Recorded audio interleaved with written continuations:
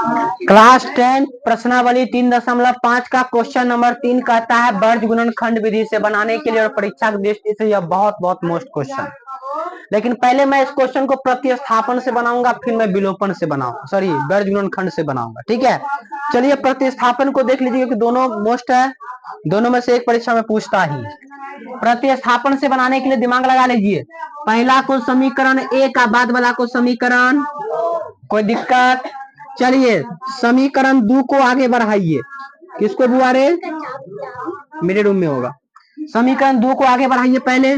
तो 2 में लिखा हुआ है 3x प्लस 2y बराबर 4। और यह सीखना बहुत जरूरी है। अगर आप चैनल पर नए हो तो सब्सक्राइब कर लो। ठीक है, चलिए यहां से x का मान निकालना है। किसका मान निकालना है? समीकरण 2 को लिए 2 डाल दिए, किसका मान निकालना है? 4 है तो 2y प्लस मिलना जाएगा तो 3 है गुना मिलना जाएगा तो, और समीकरण क्या मान लीजिए? क्या कोई दिक्कत समझ रहे हैं? इसलिए कहते कि एगो समीकरण को आगे बढ़ाइए और एगो x का मान निकालिए। अब यह जो x का मान है किसका मान है बुआरे? किसको आगे बढ़ाए थे? तो 2 में नहीं रखना है, किस में रखना है? 1 में। तो x का मान समीकरण 1 में रखने पर कोई दिक्कत? चलिए समीकरण 1 क्या है? 8x प्लस 5y बराबर में 9, यही ना है? चलिए मान रखिए, x का मान रखना है ना। x का मान क्या है? 4 माइनस 2y बट्टा में 3, अब प्लस में क्या है? 5y, अब बराबर में क्या हो जाएगा? देखिए x के जगह मैंने मान रख दिया। यह जो x का मान था उसको रखिएगा ना समीकरण 1 में। तो समीकरण 1 पहले लिख दिए, जहां पर x था उसको कोष्ट में करके इस प्रकार कर दिए। ठीक है, अब देखो कोनवा कोन में कटने वाला है, नहीं कटेगा। तो कटेगा तो गुना करना पड़ेगा। चलिए 8 को 4 से गुना करिए, 8 चौक 32, फिर माइनस है यहाँ, प्लस प्लस माइनस माइनस हो जाएगा। 8 को 2 से गुना करिए, 16 हुआ है। अब बट्टा में क्या है? तो बट्टा में 3 हो गया सॉलिड। अब प्लस में क्या है? 5 हुआ है। कम से कम अलग अलग करके लिखिएगा ना तो समझ जो में आएगा किसका बट्टा कौन है। अब बराबर में क्या हो जाएगा? 9। बहुत बच्चा क्या करेगा, पूरा का बट्टा लिख देगा तो घबरा जाएगा। ये इसी का ना बट्टा है, इतना तक का ना बट्टा हम लिखेंगे, उसका थोड़ी लिखेंगे। अब ये नंगरा वाला गुना, कौन वाला गुना क्या बोल रहे? देखो नंगरा वाला गुना कैसे बात समझ लीजिए, क्योंकि इसके बट्टा में तो कुछ है, इसके बट्टा में कुछ है, तो गुना कर दीजिए। 3 पचे 3 है भाग में, उन जगह तो नतिया, क्या समझ में आया? 3 पचे 15 किया ना, क्योंकि भिन्न का जोड़ करना पड़ेगा ना। तो 3 पचे 15, बट्टा में 3 लिखते तो 3 काहे लिखेंगे?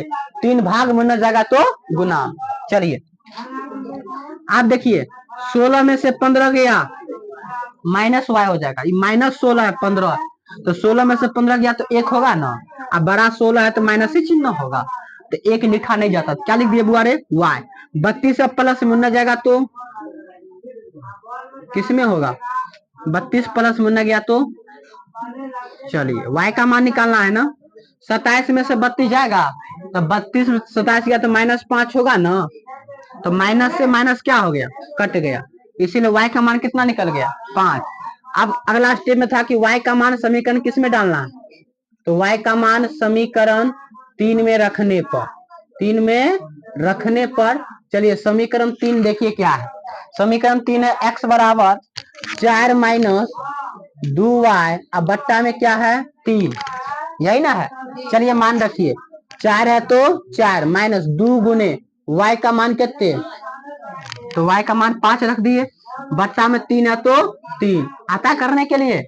4 है तो 4, माइनस है तो माइनस, 5 दूनी बट्टा में, चलिए 10 में से 4 गया तो -6, अब बट्टा में चलिए 3 दूनी -2, अतः x बराबर -2 और y बराबर 5, और यही क्या हो गया आंसर। मतलब ऐसे सवाल में आपने क्या देखा, एक समीकरण को पकड़िए, 2 को पकड़ लेना, उससे किसका मान निकाल लेना और समीकरण 3 मान लेना। ठीक है, अब इस x का जो मान है उसको किस में रखना, माइंड सेट कर लीजिए। 1 में रखिएगा, गुना भाग करिएगा ना तो किसका आंसर निकलेगा?